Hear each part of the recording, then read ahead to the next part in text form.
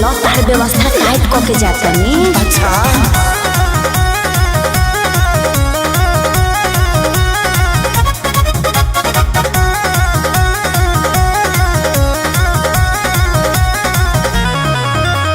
लगन में हो जाए शादी चली जाए वो हम ससुराल। अरे सुनत हो लगन में हो जाए शादी चली जाए वो हम ससुराल। है फोन नंबर ल सहेली के अब ये करे से करी हो प्यार। हमके न कही हम हरे भी हो बिल्कुल ना जाने तुम तो जाने तुम तो जाने तुम तो मीठी जलेबी हो सुनो ना भरना की तुम देवी हो। जाने तुम तो मीठी जलेबी हो सुनो ना भरना की तुम देवी हो। सही में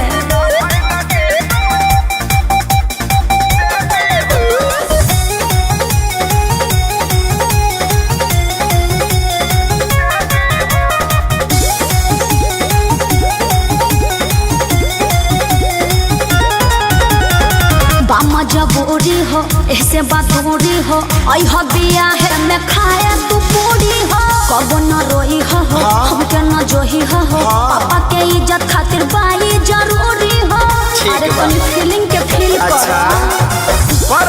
रोई ना भाई त सुना का दुआरा पजाई ठीक बा तहरा शादी के मिठाई डरली मन भरे हम खाई जाता नी गिफ्ट देके है भी हो।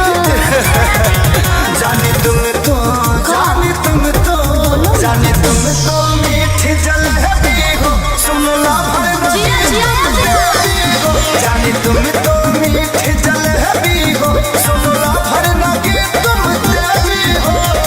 वो कैसे हो तो जब अपना सहेली का नंबर दे देवे तो हमरे नया चीज बेटा जाए ना। आई लव यू जाने आई लव यू।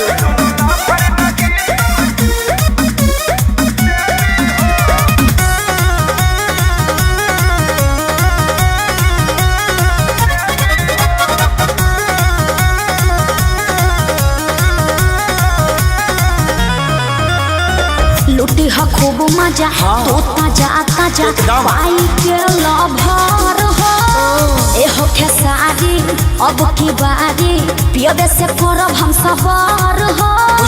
बाबू अपना ख्याल रखियो। हाँ हो रातों रात सोनू के याबे हम खुश खबरी सुनाई। अच्छा बारू तू कितना तानी बतिया रे से बताई।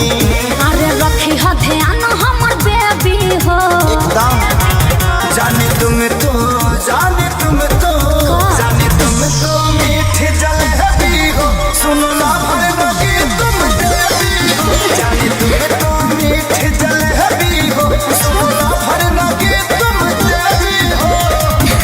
कुछ भी बोलते हो है ना। जाने तुम तो मीठी जलेबी हो सुनो ना भरना की तुम देवी हो। जाने तुम तो मीठी जलेबी हो सुनो ना भरना की तुम देवी हो। जाने तुम तो मीठी जलेबी हो